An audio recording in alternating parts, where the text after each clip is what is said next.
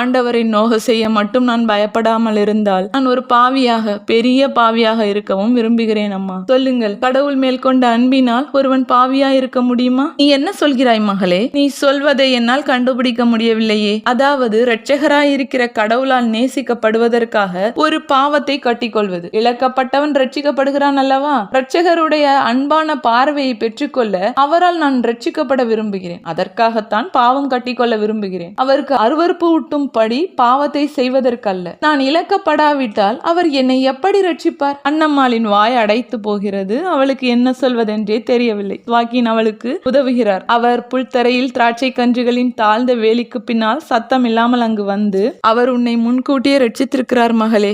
ஏனென்றால் நீ அவரை நேசிக்கிறதையும் அவரை மட்டுமே நீ நேசிக்க விரும்புவதையும் அவர் அறிந்திருக்கிறார். அதனால் நீ ஏற்கனவே ரட்சிக்கப்பட்டிருப்பதால் நீ விரும்புகிறபடியே நீ கன்னியாயும் இருக்கலாம் என்கிறார். அப்படியா அப்பா என்று அவர் முழங்கால்களை கட்டிக்கொண்டு தன் தந்தையை போன்றிருக்கும் தன் தெளிந்த நீலக்கண்களால் சுவக்கினை பார்க்கிறார்கள் சின்ன மரியா. இந்த நம்பிக்கை அவரிடமிருந்து அவர்களுக்கு கிடைத்ததால் மிக்க மகிழ்ச்சி அடைகிறார்கள். ஆம் என் கண்மணி, அப்படியே தான். பார், இந்த சின்ன குருவியை நான் உனக்கு கொண்டு வந்தேன். இது தன் முதல் பரப்பிலேயே ஊற்றுக்கு அருகே வந்து இறங்கியது. அதை நான் அங்கேயே விட்டு இருக்கலாம். ஆனால் அதன் பலவீனமான இறக்கைகளுக்கு அங்கிருந்து மீண்டும் பறந்து செல்ல பலம் இல்லை. ஆசை படிந்த கற்களில் பற்றி பிடித்து நிற்க அதன் சிறிய கால்களால் கூடவில்லை. அது நீருக்குள் விழுந்திருக்கும். ஆனால் அதுவரையிலும் நான் காத்திருக்கவில்லை. அதை நான் எடுத்தேன். இப்போது உன்னிடம் அதை கொடுக்கிறேன். நீ அதை உன் விருப்பப்படி செய்யலாம். விஷயம் என்னவென்றால் அது ஆபத்தில் விழுவதற்கு முன்னே காப்பாற்றப்பட்டு விட்டது. கடவுளும் இப்படியே உனக்கு செய்திருக்கிறார். மரியா, இந்த குருவி குஞ்சு தண்ணீருக்குள் விழுமுன் நான் காப்பாற்றியதால் அதை அதிகம் நேசித்தேனா,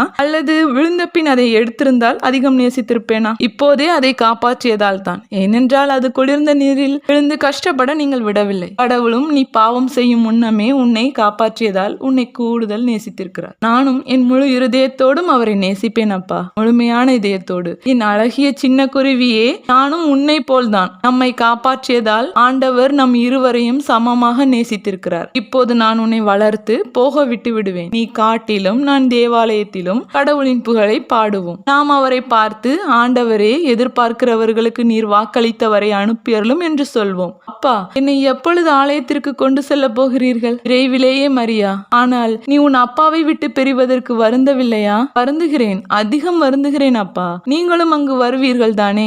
எப்படி என்றாலும் அது வேதனை தராவிட்டால் அது எப்படி ஒரு பலியாகும்? நீ எங்களை நினைப்பாயா? எப்போதும் உங்களை நான் நினைப்பேன். எம்மானுவேலுக்காக மன்றாடிய பின் உங்களுக்காக மன்றாடுவேன். உங்களுக்கு மகிழ்ச்சியும் நீண்ட ஆயுளும் ஆண்டவர் தரும்படியாக, அவர் இரட்சகராகும் நாள் வரையிலும். அதன் பின் உங்களை மோட்ச ஜெருசலேமுக்கு எடுத்து செல்லும்படி மன்றாடுவேன்.